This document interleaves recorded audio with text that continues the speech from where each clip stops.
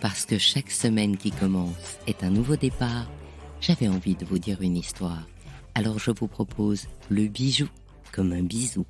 Il était une fois GemGenève de novembre 2022. Cette 5e édition de GemGenève m'a enchantée, sous le signe du dialogue entre les exposants et les organisateurs, entre la joaillerie d'hier et les créateurs de demain, entre les gemmes de toujours et les montures intemporelles. Alors je vous partage mes découvertes à travers les paroles des acteurs de la joaillerie et des pierres précieuses que j'y ai rencontrées. C'est parti pour une saison capsule de 8 épisodes.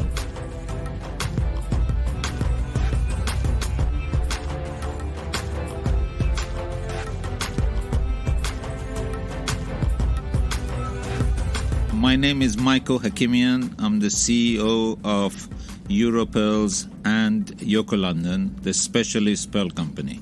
We have been in business for 50 years. We purchase the most beautiful pearls in the world from 13 different pearl farms, and we bring it back to London. Also, we are wholesaling the pearls for a lot of the manufacturers in the industry, and we come up with the sort of things that the other people will find difficult to come up with. This is our speciality.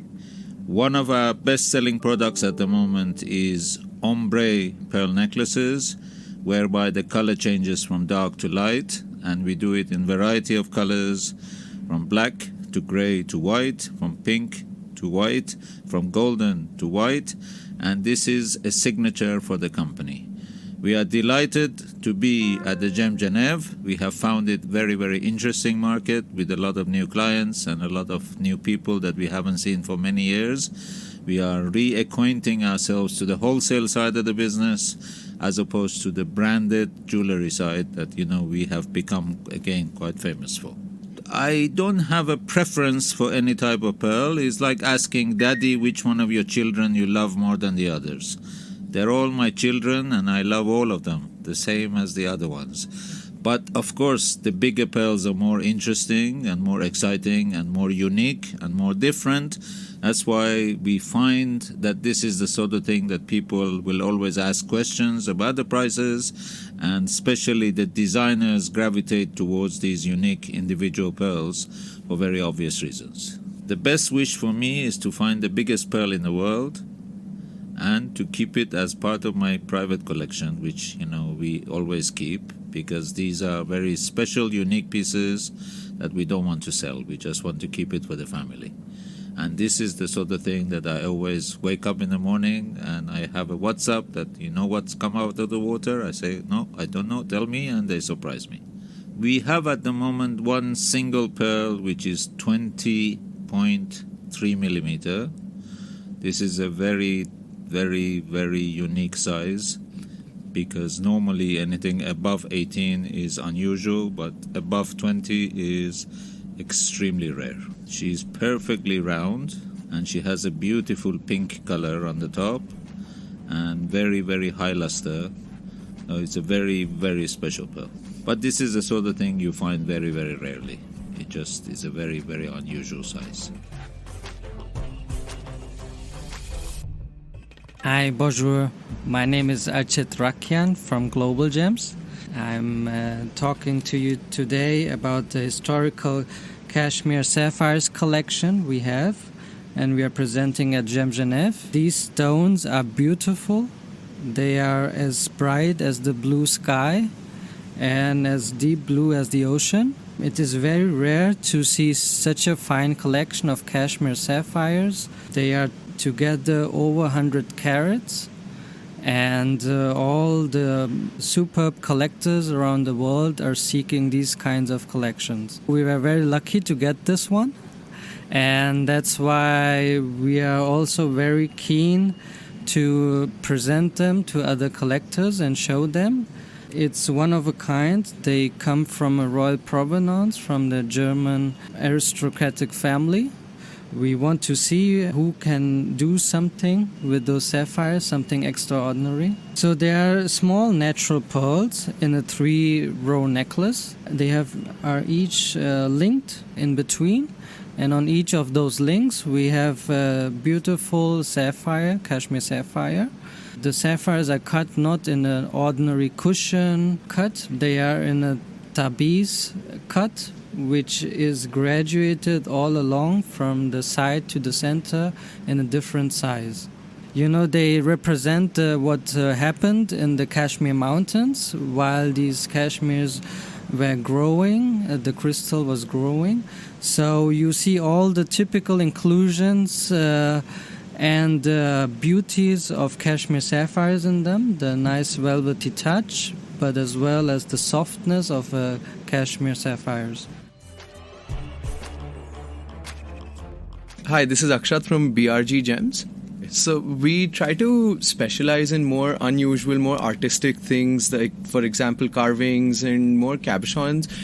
Of course, the faceted stones have their own charm with the exceptional fire and everything, but it's the stuff that we deal in is more artistic. It's more clean. We try to use more of the faceted material for cabochons and carvings. Our carvers, for example, have been working with us for maybe about 30, 40 years now. They've also been moving around with the trend, like in terms of the style of carvings and in terms of the quality that is required. Of course, a few years ago, it was not as great. The carvings weren't as accepted in the market. But now, looking at the trend, the current trend, people have started using more of carved stones and more cleaner cabochons, and people have started accepting the quality that we deal in. For example, the beads, the strands that we deal in are more homogeneous, and it took us, some of the necklaces, it took us years to collect those number of pieces. I think it's so more of the drops that we deal in. Like, for example, in emeralds, there's a 42 carat piece of drop. It's exceptionally clean. It took us a very long time to do it.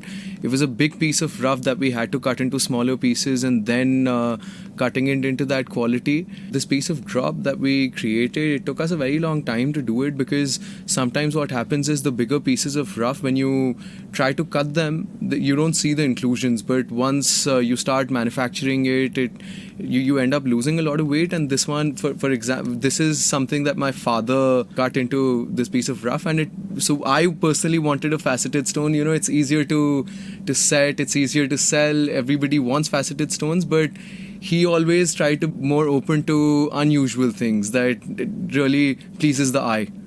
And he cut that into a drop. It was a big piece of rough. It was, I think, about sort of 120 carats, and then he lost a lot of weight because he's always looking for quality.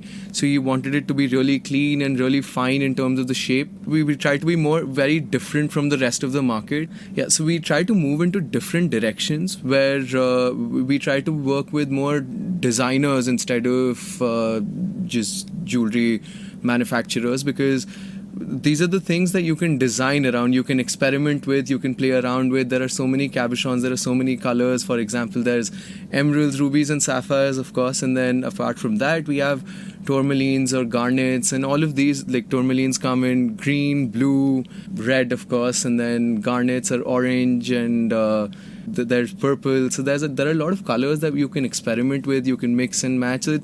So when we work with our clients and the designers, they experiment a lot, they mix a lot of colors, they mix a lot of things, and then they create. So of course that way we learn as well what sort of creativity is needed in the market as well.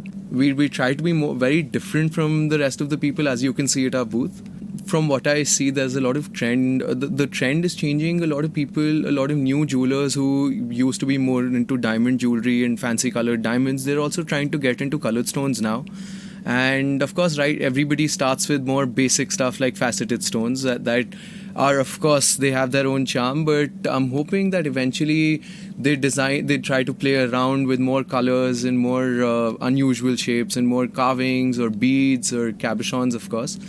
And I think Geneva is so the sort of clients that we see in Geneva, they're more open to the idea of experimenting with colors and more artistic sort of jewelry. And this is one of the shows that I personally really like, because here you're not just selling the stones, you're selling an idea, you're selling the colors, you're selling the designs, you're selling the whole idea of more fun and young sort of things. So from this show, what we are expecting is that we try to work with more upcoming designers who want to bring new sort of pieces in the market to present to their clients. And I hope to see more younger people getting into this now. Thank you.